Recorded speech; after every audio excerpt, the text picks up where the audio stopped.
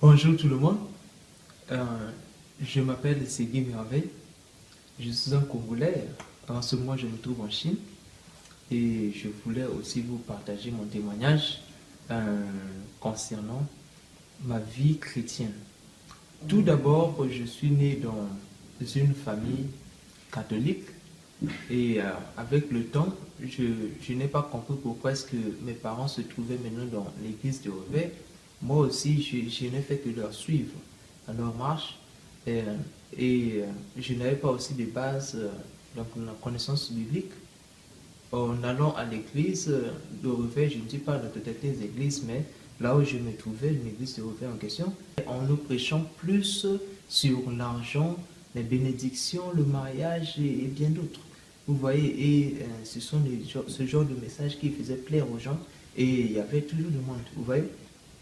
Avec le temps, il y a eu un de mes amis du quartier qui croit au message du temps de la fin, le message apporté par le prophète William Marion Branham. Il m'a démontré avec la Bible en appui que c'est William Branham qui est le prophète du temps de la fin. C'est lui que Dieu a envoyé pour nous apporter l'unique message. L'unique message et que quiconque ne croit pas à ce message ne peut jamais hériter la vie éternelle. Vous voyez, j'ai écouté d'abord ces paroles et il m'a dit si tu veux voir les preuves, je vais te prouver ce que le prophète a eu à dire. Il a pris les brochures, et il m'a démontré aussi avec les brochures les miracles, les prophéties du prophète Branham. J'ai aussi lu ça moi-même dans le livre des 7 âges de l'Église, parce que, n'est-ce pas, je voulais découvrir la vérité. J'ai lu ça et j'ai vu les 7 prophéties. Je vois aussi l'accomplissement de ces prophéties. Je me suis dit, ah, donc c'est vraiment ça. C'est vraiment ça, la parole. C'est là où se trouve la vérité. Et j'ai décidé de lui rejoindre pour prier aussi, pour devenir adepte du message de la fin. Je suis parti là-bas et j'ai fait, n'est-ce pas, 1 an. Et durant la période en question, je faisais aussi le bac. Le bac, c'est l'OTNA. Pour ceux qui ne sont pas congolais, je vais expliquer. Le baccalauréat, c'est le tout dernier diplôme pour accéder, n'est-ce pas, à l'université. Donc, je faisais le bac C. C'est un bac scientifique, encore appelé bac mathématique. Vous voyez? Et quand je parle dans l'église du message, on nous prêche plus sur la sainteté, la sanctification, l'enlèvement et l'enfer et bien d'autres. Comme ce sont ce genre de messages, ça me faisait peur par rapport à ma vie. Et je me disais que si l'enlèvement pouvait avoir lieu aujourd'hui, je crois bien que j'allais rater cela. Donc il fallait maintenant fournir des efforts pour me sanctifier, pour que, puisqu'on dit que Dieu doit venir comme un voleur. Donc moi je devais être prêt. Et j'ai fait de mon mieux pour être saint. Et je recevais aussi des messages. Durant la période scolaire, je faisais maintenant plus le bien. Je faisais le bien aux hommes. Je partais prendre part n'est-ce pas, les activités de l'église pour, n'est-ce pas, me développer encore plus rapide spirituellement. Et je mettais à côté, n'est-ce pas, mes études. Donc je considérais plus les trucs de l'église et je ne gérais pas trop les trucs de l'école. C'est aussi ce que l'influence en question, j'ai reçu cela venant de celui qui a eu à me présenter le message du temps de la fin. Parce que lui-même, il est en terminale A, le terminal littéraire, il lisait rarement la littérature, l'histoire, je bien d'autres, mais il se focalisait plus sur les brochures pour aller faire des débats, gagner les âmes à Christ, puisque on nous disait que comme l'enlèvement est proche, faites de votre mieux de gagner les âmes bien d'autres. C'est ce que lui-même il me disait aussi. Il y a aussi l'autre truc, que je voulais aussi vous parler de la philosophie. Pour nous autres qui se trouvent en terminale scientifique, la philosophie a pour coefficient 3. Coefficient 3, il y a l'EPS a pour coefficient 2 et les SVT. Vous voyez, maintenant, les SVT a pour coefficient 4. J'avais aussi constaté cette vie dans beaucoup de filles qui se retrouvaient en terminale D, encore appelée terminale biologie. Là-bas, la différence avec nous, c'est que les SVT chez eux, SVT sciences de la vie et de la terre, donc la biologie, a pour coefficient 5. Donc, comme dans les SVT, il y a des chapitres comme la reproduction, beaucoup de sœurs disaient que je ne peux pas forcément assister à la reproduction parce qu'on parle des bêtises, ça va condamner ma vie, ça va, n'est-ce pas, diminuer ma foi et bien d'autres. Du coup, beaucoup fuyaient même les cours en question. Pour l'autre là, le truc comme l'épaisse, pour tous ceux qui sont en train de me suivre, qui ont dû écouter parler du message du temps de la fin, savent que d'après le message de William Branham dans Éden de Satan, c'est le nom d'une brochure, Éden de Satan, paragraphe 141 à 144. Le prophète nous affirme que Adam a eu à porter les caleçons de Ève, ce qui fait que d'après la parole, c'est une abomination pour un homme de mettre des vêtements de femme et une abomination pour une femme de mettre des vêtements d'homme. Voilà pourquoi, dans le message ton la fin, vous ne pouvez pas mettre des culottes. Et à l'épaisse, mon école, c'est l'école Neto, ça se trouve à Talangay. L'épaisse se faisait à Neto, Agostino Neto. Là-bas, c'est une école publique, je devais être en culotte. Or, je prêchais déjà aux gens, parce que j'avais aussi fait un an là-bas. Je prêchais déjà aux gens, je prêchais qu'il ne faut pas mettre des pantalons, il ne faut pas faire ceci. Et je voyais maintenant l'opposé dans la vie de ceux qui croient au message, parce que c'est plus l'esprit des clans. Dans la classe, les seuls du message restent dans leur côté, non, de leur côté, considèrent maintenant d'autres filles comme l'abomination, c'est là Jézabel aimait les mèches, aimait les tirer et bien d'autres. Vous voyez? Donc moi-même, par rapport à moi, j'ai trouvé ça un peu illogique.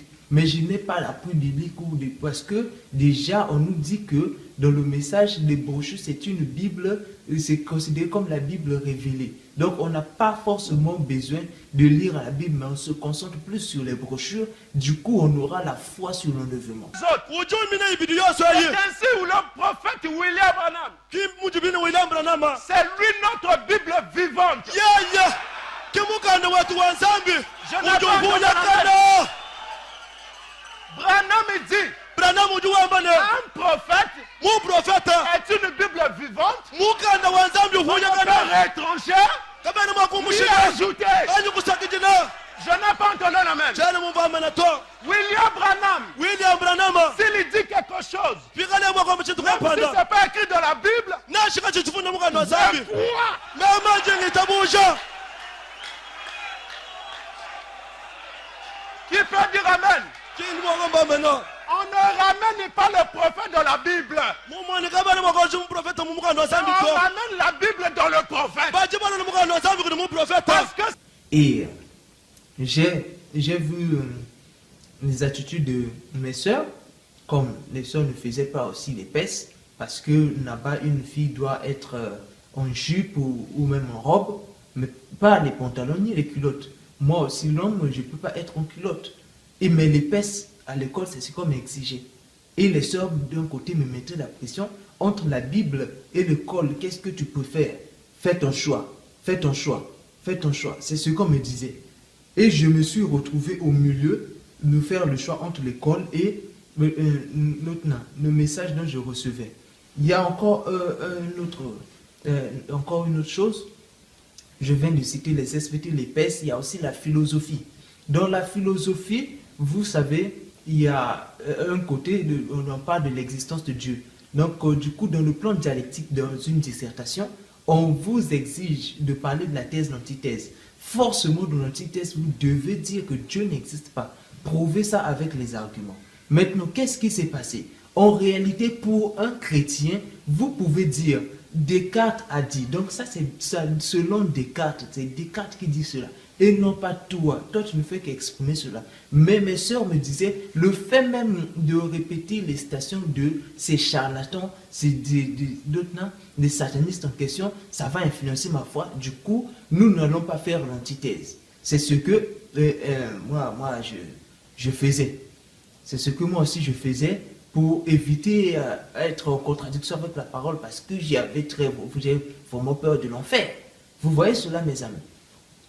Et non seulement cela, j'avais aussi vu que si j'élimine, si une sœur qui est en terminale D, ou même là où il y a la biologie comme coefficient, ou même matière de base, la biologie a pour coefficient 5, il y a la philosophie coefficient 3 et l'épaisse coefficient 2. Ce qui fait que de la totalité, c'est déjà le coefficient 10.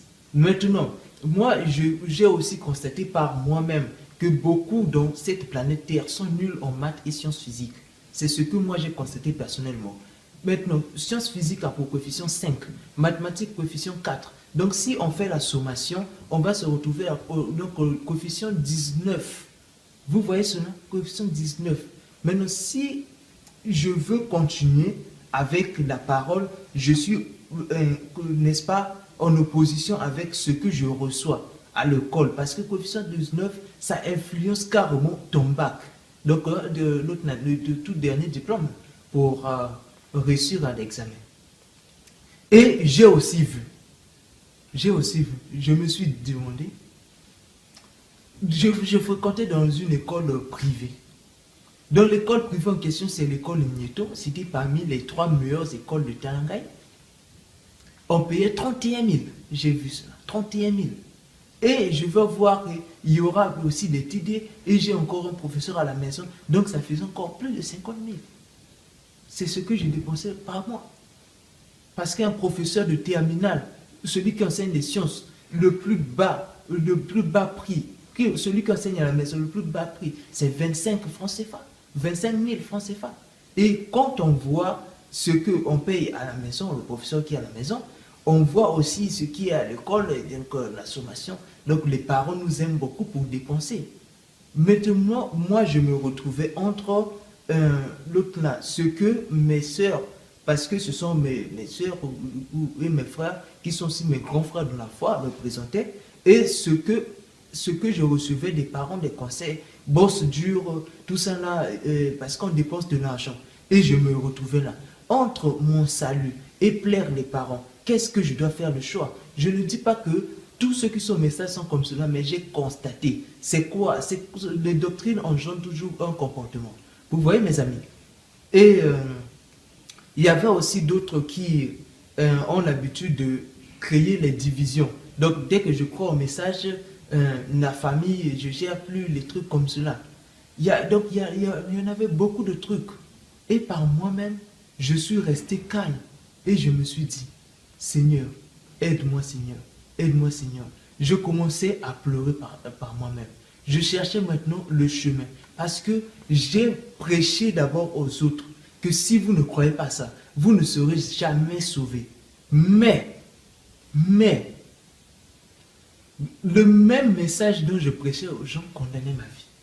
Et je me sentais maintenant dérangé. Pourquoi? Parce que les païens d'abord contrôlent ceux qui se disent chrétiens. Et il y a aussi Dieu qui nous voit partout. Puis il y a aussi les frères et sœurs qui sont dans le message, qui sont en train de contrôler ceux qui vivent dans la débauche. Maintenant, imaginez-vous, au fond de moi, j'ai des désirs.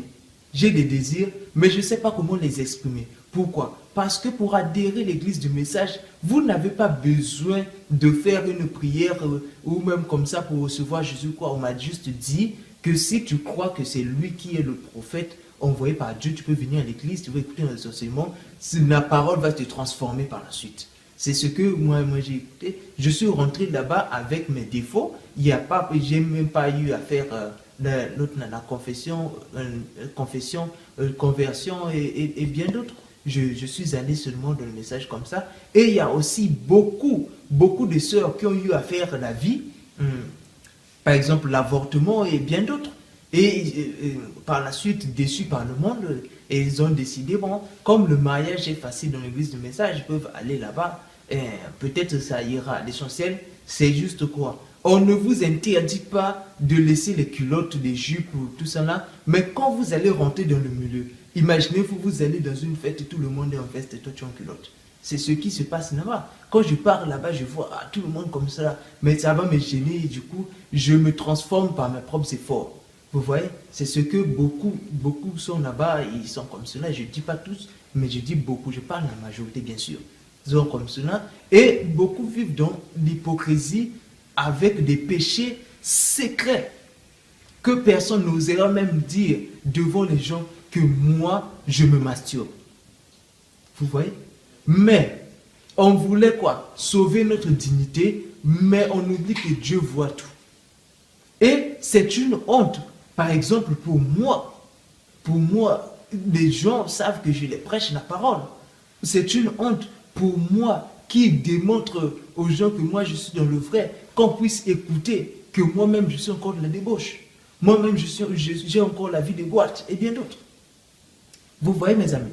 Donc, du coup, je crois fermement de tout mon cœur que tous ceux qui n'ont jamais reçu Jésus-Christ le véritable ne peuvent jamais vivre la sanctification. La sainteté, c'est impossible. C'est ce que moi je crois. Et quand je vois ce genre de truc, je me suis dit, oh Seigneur, aide-moi Seigneur. Un jour, je pars dormir, par la suite, je me réveille comme cela, et du coup, j'écoute comme une voix qui me dit que tu es idolâtre. Moi, je me suis demandé pourquoi je suis idolâtre. En me réveillant, quand je me retourne comme cela, je vois sur le mur, c'était quoi? Les photos des représentations. Donc, la colonne de feu, la photo de Jésus, la photo de Jésus, et il y a notre agneau de gloire et bien d'autres. Et beaucoup de brochures, c'est ça. Du coup, mes yeux regardaient les trucs là. Et je disais, oh, mais ça c'est le message de Dieu. Comment ça? Moi je peux me réveiller et quand je retourne pour dormir, c'est seulement l'autre là. Le même mot qui sort encore de ma tête. Idolâtre, idolâtre. Quand je me réveille, mon regard retourne encore sur les mêmes trucs. Je me suis demandé, ah, oh Seigneur, comment est-ce que je vais faire? Je vois maintenant comme si ce qu'on me prêche à l'église, et quand je présente ça aux gens, mais moi-même je suis encore captif du péché et je suis condamné. Je ne sais même pas comment m'en sortir. Comment aussi oser dire ça aux gens, que moi je suis comme cela et que je veux quitter. Parce que pour ceux qui connaissent le message qu'on a fait, le fait de faire même 2 ans là-bas, dès que vous quittez, vous aurez toutes sortes de paroles, de malédictions, on va vous maudire, traiter d'égarement, tout ça là, on va faire tout ça là. Et dans la suite du temps, j'ai eu à rencontrer un frère qui combattait le message avec les preuves bibliques qu'on a prises. Et moi, quand j'ai vu cela, j'ai dit, oh, mais comment ça quelqu'un peut venir parler mal du message du prophète William Branham? Je suis allé lui confronter et par la suite, ils étaient à 3. Par la suite, on m'a prouvé avec la Bible. Donc, ils ont démontré avec la Bible que ce que moi je croyais là, c'était la fausseté. Et moi, j'ai eu des doutes. J'ai eu des doutes sur cela. Et ils ont aussi condamné les photos qui se trouvent dans l'église du message. Ils ont aussi condamné le prophète majeur, hein, l'œuvre de la croix. Ils m'ont montré ce que réellement Dieu veut de nous. Et non qu'on doit, n'est-ce pas, être sous la domination d'un homme. Ça veut dire que c'est l'unique qui a reçu un message pour le salut de l'humanité. Donc ils m'ont prouvé tout ça avec la Bible. Moi, je jouais à l'incrédulité. Je savais que par rapport à ce qui m'a prouvé, comme moi je n'avais pas les appuis bibliques, je pouvais juste faire la queue devant les gens. Oh non, je ne crois pas, le prophète a déjà dit tout ça là. Mais au fond de moi, je reconnaissais que lui, il me disait maintenant la vérité. Il a parlé des photos, il a parlé de beaucoup de trucs. Et ça m'a donné le doute, je voulais dire que par moi-même, il fallait maintenant faire des recherches pour voir si réellement ce que le frère là disait. Et je l'ai dit, je dois noter les versions en question. J'ai eu la grâce de me retrouver aujourd'hui en Chine avec l'internet. J'ai vérifié et j'ai aussi consulté d'autres frères qui parlaient de la même façon que l'autre frère que j'ai laissé au pays. Ils parlaient de la même façon. Les frères en question m'ont beaucoup aidé dans la spiritualité. Et par la suite, ils m'ont proposé pour recevoir Dieu, je dois faire la repentance, tout ça, là, je dois me convertir, la confession et bien d'autres. Et pour l'amour du Seigneur, je l'ai fait. Et par moi-même, je me suis pas rendu compte comment est-ce que je suis arrivé à abandonner beaucoup de péchés comme cela. C'est après 3 mois, 4 mois que je me suis retrouvé. Donc c'est vrai, je ne fais plus ce genre de péché. C'est vrai que je n'arrive pas à faire ceci, tout ça là. Je dis, ah, là je crois maintenant que j'ai cru à la vérité. J'ai écrit ça même sur mon WhatsApp. Dieu m'a libéré du branhamisme. Et j'ai convoqué n'importe quel ami, prédicateur, n'importe quelle personne qui a mon WhatsApp, de venir me prouver le contraire si ce que je suis en train de croire, c'est la vérité ou la fausseté. Et je rappelle aussi que la Bible dit qu'on le reconnaîtrait par leurs fruits. Ce que je peux vous conseiller, c'est que quoi? Si vous remarquez, malgré vos efforts, les principes dont vous mettez en place pour pouvoir craindre Dieu, malgré tout cela, vous tombez toujours sur les mêmes péchés et vous constatez comme si c'est plus fort que vous. Ça veut dire quoi? Que vous n'avez pas encore reçu le Saint-Esprit dans le véritable. Alors, Dieu vous appelle pour la repentance. vous devez prendre votre vie au sérieux. C'est ce que moi je veux vous conseiller, mes frères. Ce n'est pas en consultant un pasteur ou bien d'autres. Allez juste dans votre chambre, repentez-vous et Dieu vous fera grâce. Mais si cela persiste, allez consulter des frères qui vivent de la sainteté et ils vont prendre l'autorité. Ils vont prendre l'autorité sur l'esprit en question et vous serez libre. Que Dieu vous bénisse.